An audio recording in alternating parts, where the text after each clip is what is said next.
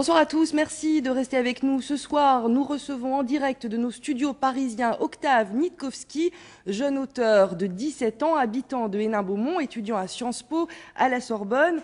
Bonsoir, merci d'être avec nous. Bonsoir. Votre livre, Le Front National des Villes et le Front National des Champs, a été interdit suite à la plainte de 2 cadres du Front National pour atteinte à la vie privée.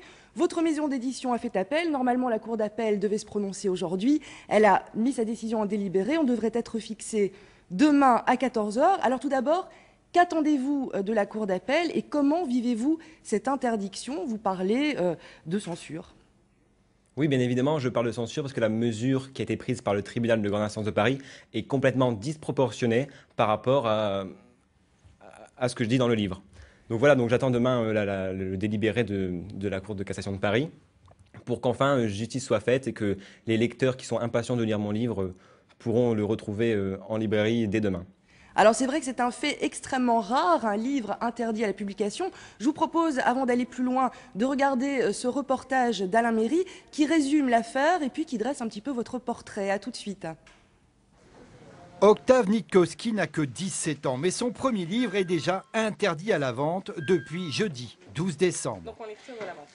C'est la décision du tribunal de grande instance de Paris suite au référé déposé par Steve Briouat et Bruno Bilde. Les 2 cadres du Front National réclamaient l'interdiction du livre pour atteinte à la vie privée. Pourtant, selon le jeune auteur originaire d'Hénin-Beaumont, aucun des passages incriminés n'est diffamatoire. C'est pas des révélations que je fais, c'est pas je joue de personne. Je me base sur des informations que j'ai trouvées préalablement. J'ai fait des recherches.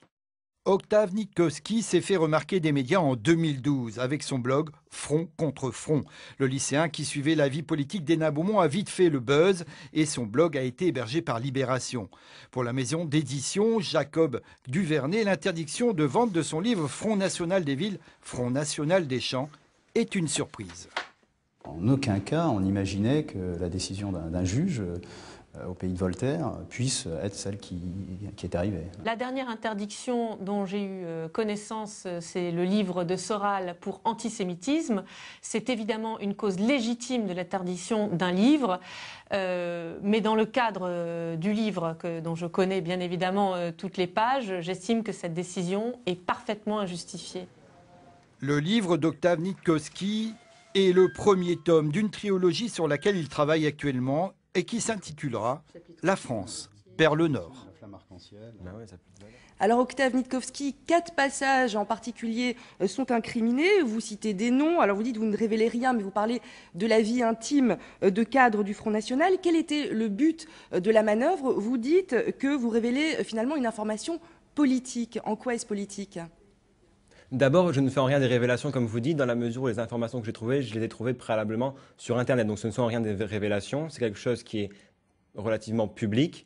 Donc voilà, première chose. Et ensuite, politique, justement.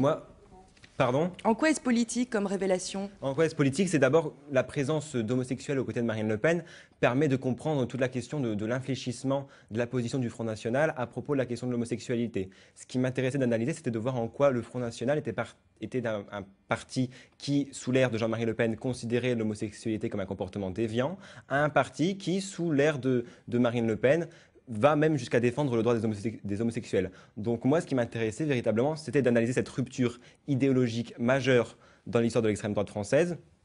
Et donc voilà. Donc, mais vous pouvez comprendre que des personnes n'aient pas forcément envie de voir leur vie étalée dans un livre. Mais leur vie n'est pas étalée, c'est quelque chose qui est sur Internet depuis 2011 sans que le FN ait demandé le retrait des informations d'Internet. Donc il n'y a pas de question de ce type-là. Et ensuite, ça permet aussi de prendre conscience de toute l'ambiguïté de Marine Le Pen à propos de la question du mariage pour tous, parce que Marine Le Pen est restée étrangement à la marge des manifestations contre le mariage des personnes de même sexe et la loi Taubira. Marine Le Pen, alors qu'on aurait pu légitimement, compte tenu du passé de son parti, plus d'intervention sur la question du mariage gay. Marine Le Pen n'est pas discrète sur la question. Elle est restée relativement discrète. Elle n'a pas défilé dans la rue. Et finalement, elle a laissé la branche plus traditionnelle de son parti, que représentent notamment Gilbert Collard et Marion Maréchal Le Pen. Eh bien, elle a laissé à ces 2 dirigeants-là, ces 2 cadres-là, On comprend bien ce que prendre...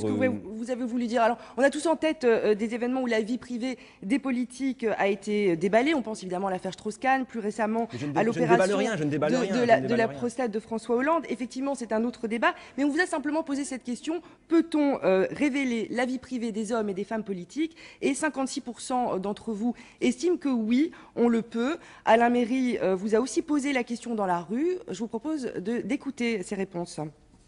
Il faut juger l'homme politique pour son action politique et pas pour sa vie privée, tout simplement.